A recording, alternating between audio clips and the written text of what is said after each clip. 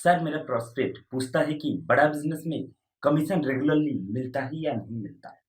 उसका हिसाब किताब कैसे रखा जाता है, हमारे को कैसे कमीशन दिया जाता है। कमीशन में हमारा कोई सवाल है या कोई कंप्लेन है तो किसको दिया जाए, कहाँ रजिस्टर किया जाए उस कंप्लेन को। अच्छी बात है। मैं इसका उत्तर देता हूँ आपको। इसीलिए पहले पिक्चरों में बोला जाता था, ना बाप बड़ा ना भैया, सबसे बड़ा रुपया। रुपये की बात ज़रूर होनी चाहिए कि पैसा कैसे मिलता है, क्या हिसाब किताब होता है, कौन देता है, मुझे लेने का तरीका क्या है, मुझे साल में मिलता है, 6 महीने में मिलता है, महीने में मिलता है। मैं आपको इसका उत्तर दे देता हूँ। आपको महीने में 4 बार पैसा मिलता है।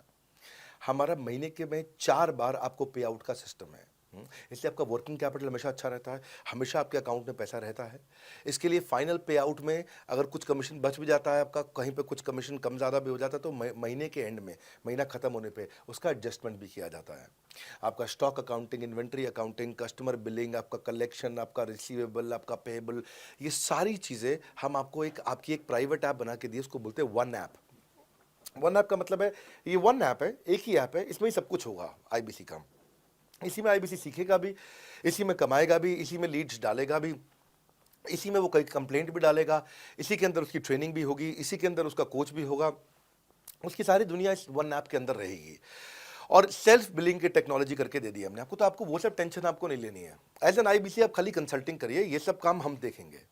देखिए, हमने इतने अच्छे कंप्लायंसेस रखे हैं ना कि शुरुआत में ही अपना इन्वेस्टमेंट बैंकर हमने केपीएमजी रख लिया था। अर्न्स्ट एंड यंग दुनिया की 3-4 सबसे बड़ी कंपनीज हैं ये ऑडिट की। जब मेरे को टैक्स मैनेजमेंट अपना कराना है तो मैं अर्न्स्ट एंड यंग से कराता हूँ, कि दुनिया की टॉप 3 कंपनीज में से एक है। इनको बिग 3, बिग 4 बोला भी जाता है, पूरी दुनिया के अंदर बोला जाता है। अब ईएनवाई को मैं किसी लोकल टैक्स कंसल्टेंट के साथ काम करता तो शायद मेरा बहुत सस्ते में काम हो जाता। कोई भी लोकल साउथ दिल्ली का, मुझे अच्छा साउथ दिल्ली का बढ़िया टैक्स कंसल्टेंट ले लेता।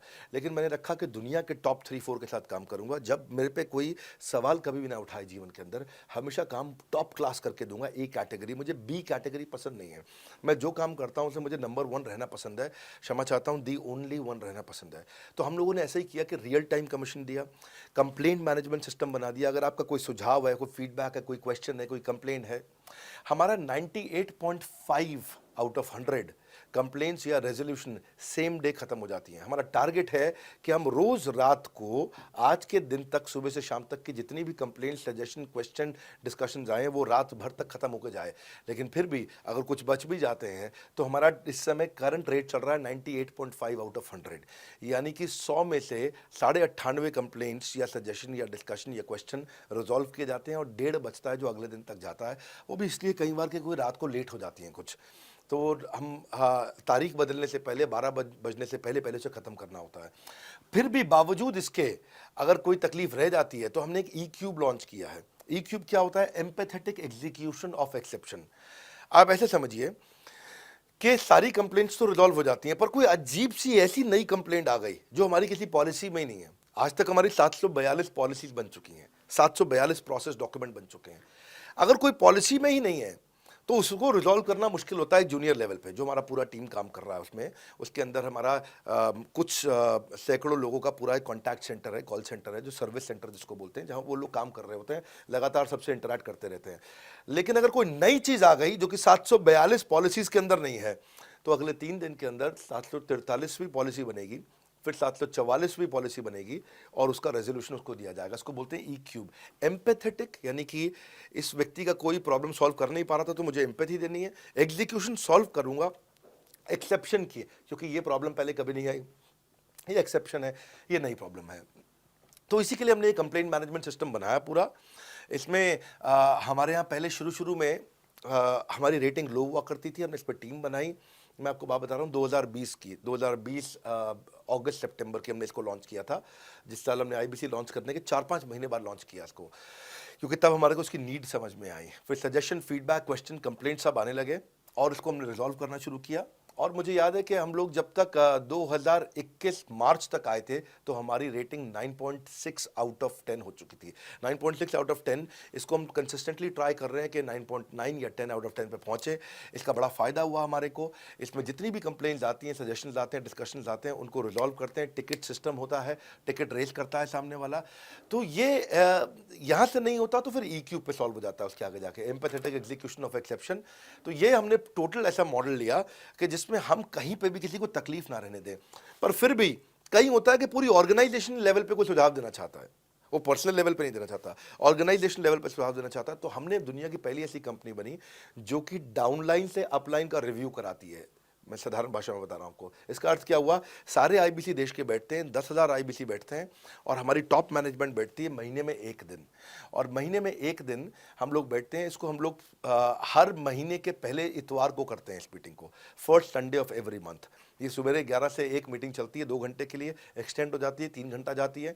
यहाँ पे जितने भी हमारे आईबीसी हैं वो हमारी टॉप मैनेजमेंट, यानी कि मैं CEO, chief operating officer, chief strategy officer, chief financial officer, chief learning officer, chief technology officer, chief product officer, chief service excellence officer, ये सारे के सारे जितने भी चीफ है हमारी कंपनी के, ये सब बैठते हैं। और कोई भी आईबीसी पब्लिक में 10,000 लोगों के सामने हमसे कोई भी सवाल कर सकता है।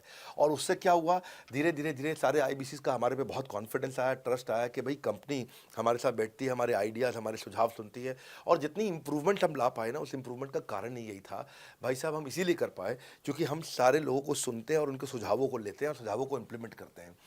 हर बार इतने सुझाव आ जाते हैं, इतने सुझाव आ जाते हैं, तो हमारा भी ये मानना है कि आप 4 नई चीज़ लॉन्च करो, 3 फेल होंगी, 1 सक्सेसफुल होगी। फिर 4 नई चीज़ लॉन्च करो, 3 फेल होंगी, 1 सक्सेसफुल होगी। फिर 4 नई चीज़ लॉन्च करो, 3 फेल होंगी, 1 सक्सेसफुल होगी। और इस तरह एक सक्सेसफुल करते करते करते करते करते हम इंक्रीमेंटली इतना आगे जाते हैं कि उसका रिजल्ट एक्सपोनेंशियल हो जाता है।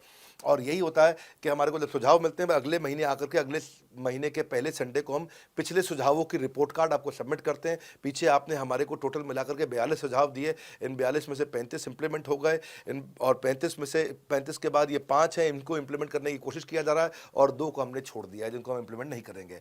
इस तरह सामने वाले सारे के सारे 10,000 आईबीसीज को, जो 10,000 आते हैं, एक बार में हम 10,000 लोगों को बुला लेते हैं और उनका सबका बड़ा कॉन्फिडेंस बढ़ता है और वो देखते हैं, फिर अगली बार वो और आके सुझाव देते हैं। पहले से ही अपना स्लॉट बुक कर लेते हैं कि मैं सुझाव देना चाहूँगा। तो बेसिकली आपकी किसी भी समस्या को सुलझाने के लिए हम कंटिन्यूसली लगे रहते हैं। और आपका कमीशन, जो आपने जहाँ प्रश्न पूछा था, वो तो एक बहुत छोटी चीज़ है। आईबीसी का कमीशन तो छोड़िए, हम अपने एम्प्लॉयज़ भी हैं, आज तक कभी भी उनकी तनख्वाह 30 तारीख से लेट नहीं हुई है। अगर 30 का महीना तो 30 को तनख्वाह मिलेगी, 31 का महीना तो 31 की दोपहर को तनख्वाह मिल जाएगी।